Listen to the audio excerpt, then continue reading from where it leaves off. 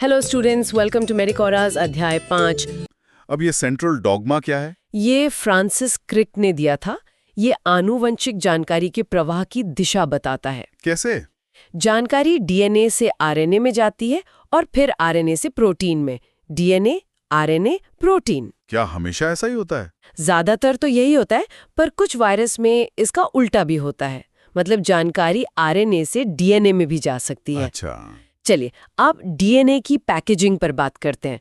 5.1.2 DNA helix की packaging of DNA helix. हमने देखा कि मानव कोशिका में डीएनए लगभग 2.2 मीटर लंबा होता है। हाँ, जबकि कोशिका का नाभिक तो बहुत ही छोटा होता है, करीब 10⁻⁻⁶ मीटर का।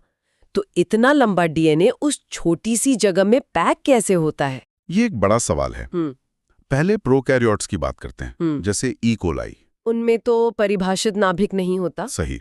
तो उनमें डीएनए कोशिका द्रव्य में बिखरा नहीं रहता। डीएनए जो ऋणात्मक रूप से आवेशित होता है। अच्छा, डीएनए नेगेटिवली चार्ज्ड होता है। हाँ, फॉस्फेट समूहों की वजह से।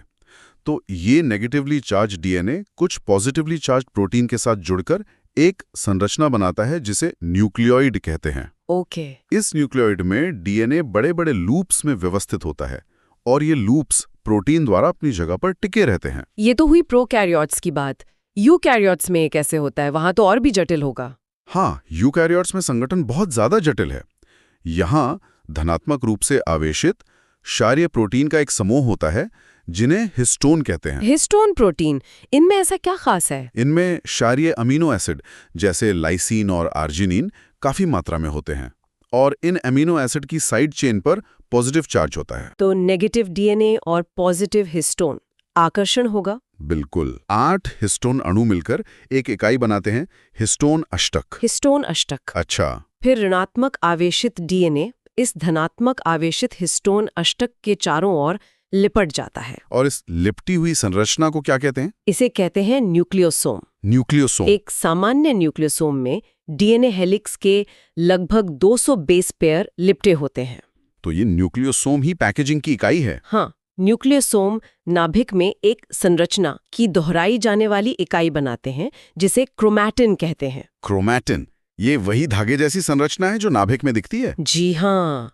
अगर इलेक्ट्रॉन माइक्रोस्कोप से देखें तो क्रोमैटिन में न्यूक्लियोसोम ऐसे दिखते हैं जैसे धागे पर मोती पिरोए हों। मोतियों की माला या बीड्स ऑन स्ट्रिंग संरचना। वाह, क्या पैकेजिंग यहीं खत्म हो जाती है? नहीं, ये तो बस शुरुआत है। ये मोतियों की माला वाली संरचना और ज्यादा पैक होकर क्रोमैटिन फाइबर बनाती है और फिर कोशिका विभाजन के मेटाफेज चरण में ये फाइबर और ज्यादा कुंडलित और संघनित होकर गुणसूत्र क्रोमोसोम्स बनाते हैं। इतनी ज्यादा पैकेजिंग!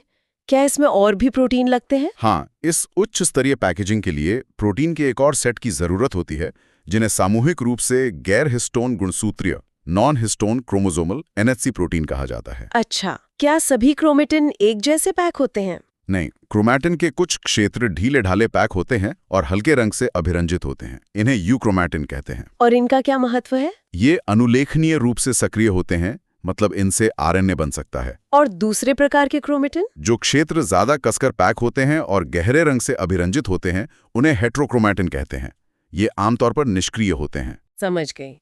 तो ये थी डीएनए की पैकेजिंग। अब उस सवाल पर आते हैं कि आनुवंशिक पदार्थ की खोज कैसे हुई। हाँ। 5.2 आनुवंशिक पदार्थ की खोज, the search for genetic material.